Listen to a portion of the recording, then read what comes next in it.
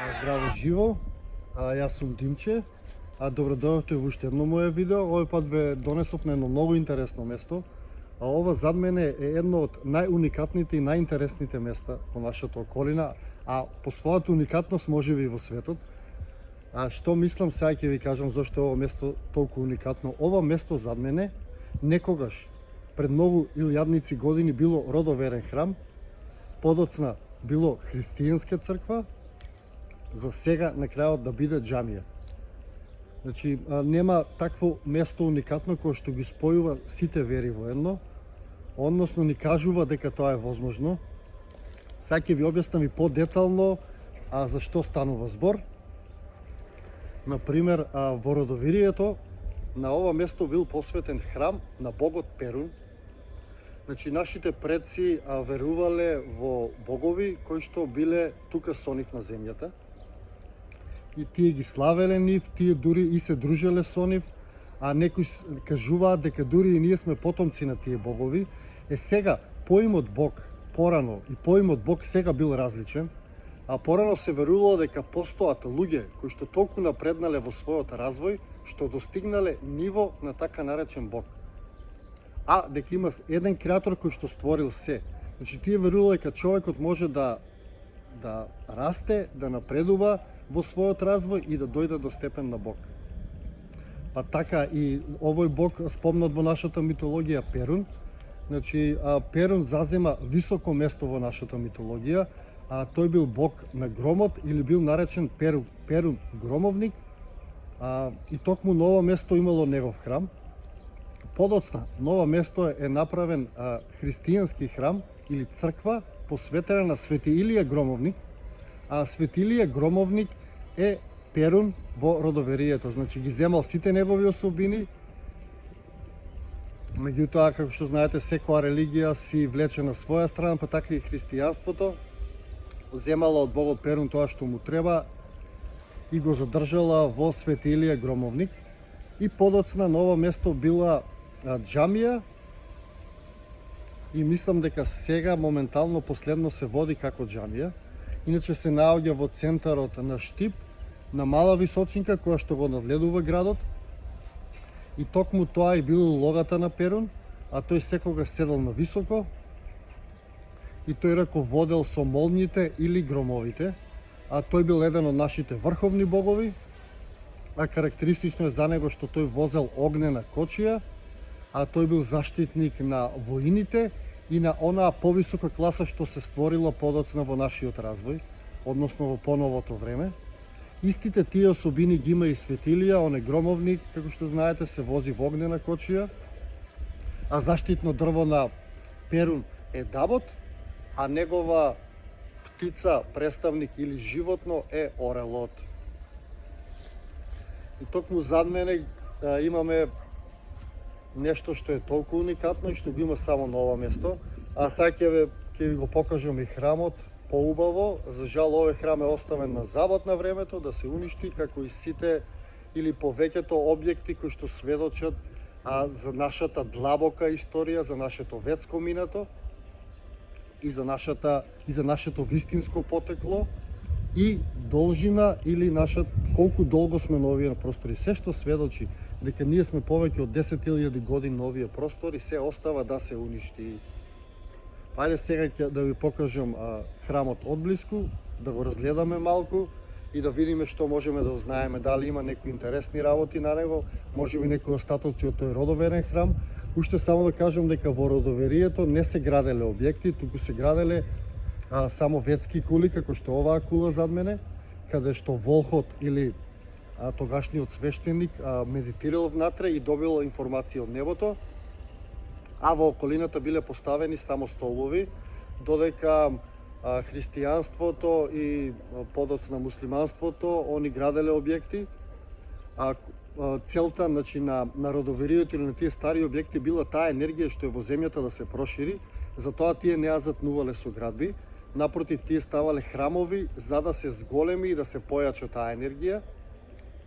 И луѓето поминувале покрај тие столбови, и се полнеле со енергија. Самата енергија се распрснувала во околината. Меѓутоа, со доаѓањето на абрахамските религии, тие енергетски места се затнати и таа енергија е локализирана. Односно, треба да одите на тоа место за да се наполните и да ја осетите таа енергија. Тоа е таа разлика измеѓу родоверието и овие модерни абрахамски религии, а меѓутоа убавото во овој објект е што сите тие работи се споени во едно. Замислете колку е тоа преубаво и каков пример дава тоа како може ние сепак да функционираме. Ајде сега да снимаме малку да видиме што има објектот, каков е одблиску, дали ќе најдеме некои остатоци од сите тие храмови.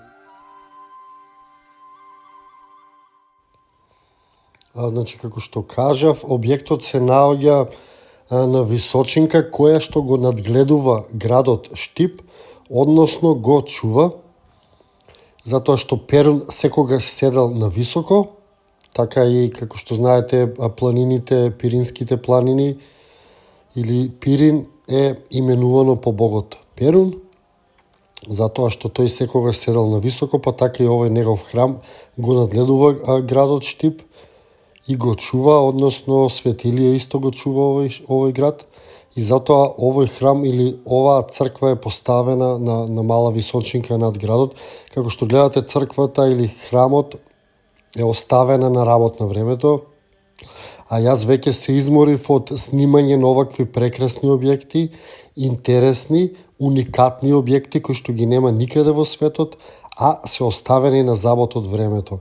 Наместо ние да градиме индустрија со помош на нашата древност, на нашата уникатност, на нашето богатство кое што го имаме тука, ние ги препуштаме сите наши стари објекти на забот на времето. А за жал тука е замешана и западната страна или западната цивилизација и нивните слуги кои што роварат низ Македонија и ги ископуваат многуте работи и си ги носат надвор или кај нив по нивните музеи. И за жал тоа е реалноста во која што живееме, нашата древна историја се уништува, нашите објекти се оставени, меѓутоа ние сме тука да ги снимаме сега, значи се родија нови генерации кои што си ја сакаат својата древност, си ја сакаат својата автентичност и сакаат да му покажат на светот дека еве и ние имаме нешто старо, нешто убаво и нешто интересно. Па токму затоа сите треба да се вклучиме во овие случувања, во оваа промена која што следува и да поставиме еден наратив дека ние сме древна земја, дека имаме премногу чуда, дека има на 1 километар по 300 чуда и дека ние тоа си го цениме, чуваме и дека доколку некој сака да го види, може слободно да дојде да го види, да го осети и да ужива во таа древност што ние ја нудиме. Иначе објектот, како што гледате, е преубав, но јас се плашам дека нема уште долго да стои овака. Затоа брзав да го снимам, додека уште стои овој објект. Сите што сакате да го посетите, тој се наоѓа во центарот на Штип, односно над центарот на Штип, има скалички кои што водат до него и може слободно да го видите, но што е најважно, може слободно да ја осетите неговата енергија. Иако е напуштен, иако е оставен на забот на времето, тој се уште емитува субава енергија и слободно може да го посетите и да ја осетите неговата енергија.